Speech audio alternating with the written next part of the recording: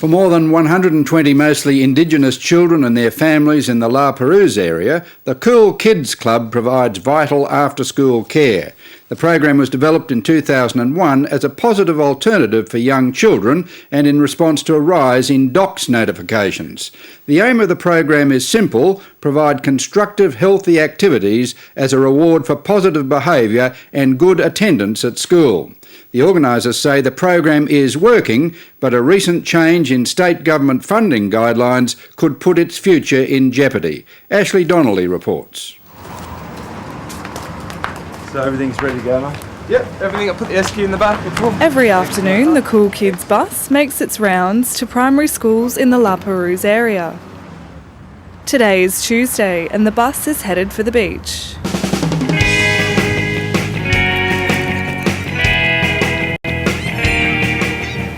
Where are we going to today? Just slide here at the back. Yeah?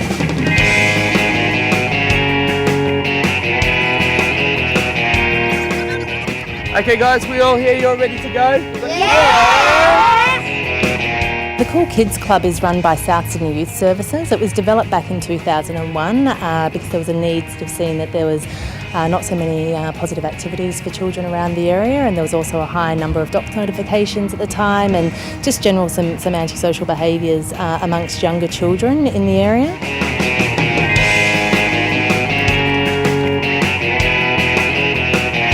Kool Kids Club is an early intervention and prevention program offering after-school and holiday activities for 7 to 13-year-olds. It was born out of a need to address the increasing antisocial behaviour amongst young people in the Maroubra and La Perouse area.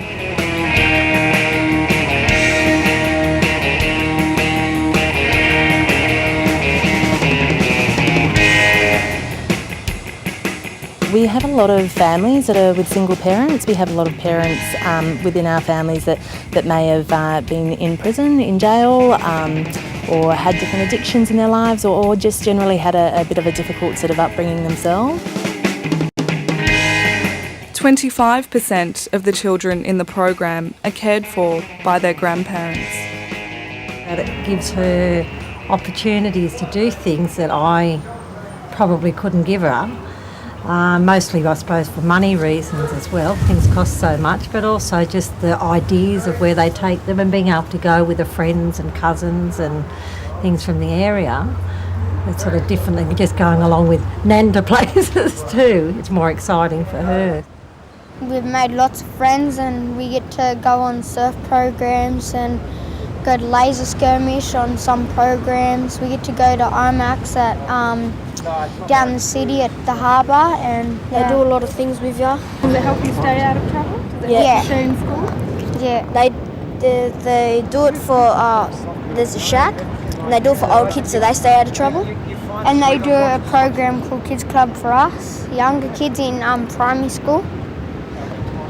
Because some little kids get up to mischief. Yeah.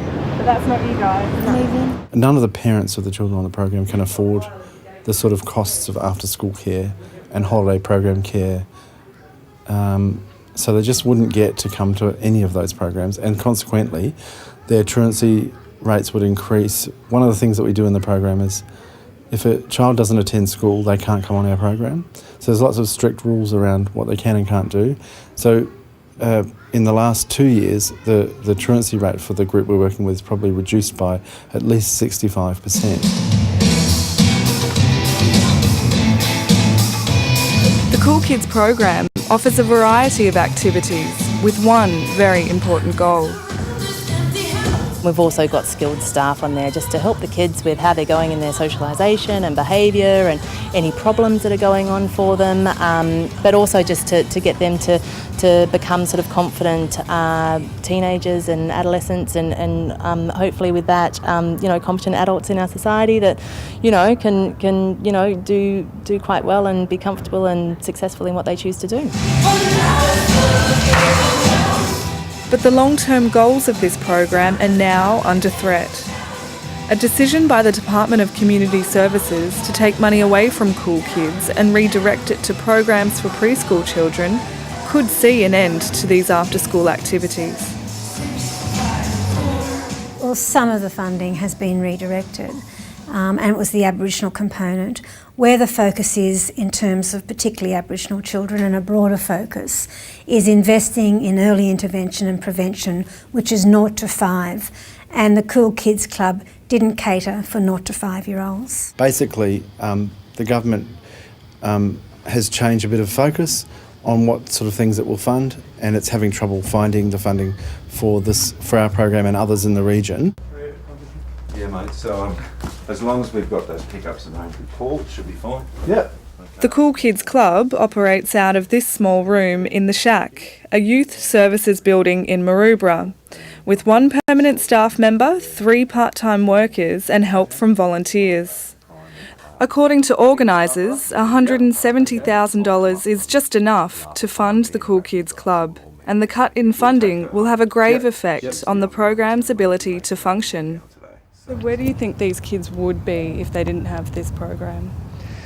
They'll be back where it was 10 years ago, which was having no stimulating activities. Parents are busy or have issues that are going on for themselves or could be working, so they're not having the same level of support after schools. The kids will be running amok. They'll be running around these streets and, and doing what they like, which is maybe a lot of fun for them, but not at all a healthy outcome for a child's lives. We need to actually work in developing that and making that sort of stable and positive for them. 1, 2, 3, 4. In an attempt to save the program, the Kool Kids Club has been actively seeking support from across the community. On Wednesday night, the Clovelly Bendigo Bank decided to donate $50,000 for the club to continue for the next year. We think there's a big need for the children in the community, especially those that need special attention or special help or come from families that are in need, and they are often overlooked. You know what? You've all done an incredible job today. It's always wonderful when banks and the corporate sector contribute, but fundamentally this is our responsibility, the responsibility of the community, and that means our taxes.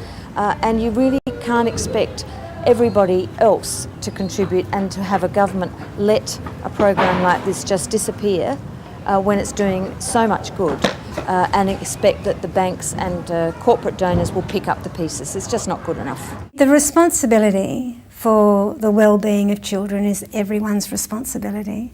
It's families, it's organisations like Kool Kids Club, it's outfits like the one that I'm responsible for, the Department of Community Services, but it is also the responsibility of the private sector. And I think it's a testament to both the private sector and the Kool Kids Club that they've come up with a funding arrangement that's going to further support the work that they do. What's up with Brayden? The guarantee of funding for the next 12 months will be welcome news for the Kool Kids, who may yet have a second celebration this week. Don't kill me! Get back! As part of the program, the kids produced a short film. It's now one of 14 finalists in Tropfest Junior, and the winner will be announced on Sunday. Now you're freaking out. We're only trying to help you. Do you think you're going to be famous? Yeah, I like the spotlight on me, so yeah, probably. I'll be like the world-class movie star, Kobe Duncan. I've been in the movies in a couple of 20 years. Fantastic. And do you think you're going to win Tropfest? Definitely. Yeah. Why is that? Because we're the best. And we made a really good film. Another Kool Kids afternoon is over. How was surfing? Good. We should be there next week then. Parkwood, same time each week. For the Kool Kids organisers, next week is guaranteed, as is the next 12 months. The hope now is that the fight for long-term funding will not begin again next year.